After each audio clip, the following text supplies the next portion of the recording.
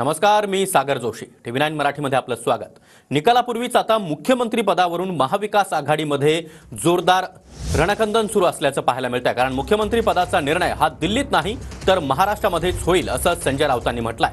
काँग्रेस नेत्यांना दिल्लीतूनच निर्णय घेऊन राज्यामध्ये यावं लागेल असं देखील संजय राऊत म्हणाले.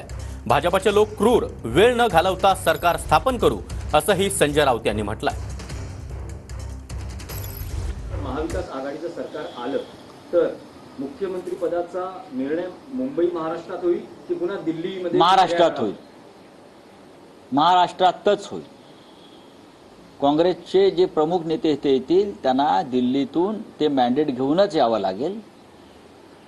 शरद पवार साहेब मुंबईतच असतात, उद्धव ठाकरे साहेब मुंबईत आहेत आणि आम्ही कोणताही वेळ न घालवता निर्णय घेऊ, नाहीतर भारतीय जनता पक्षाचे लोक आमच्या हातातला ताट खेचण्याचा प्रयत्न करतील. इतके ते क्रूर आणि निर्घृण लोक आहेत.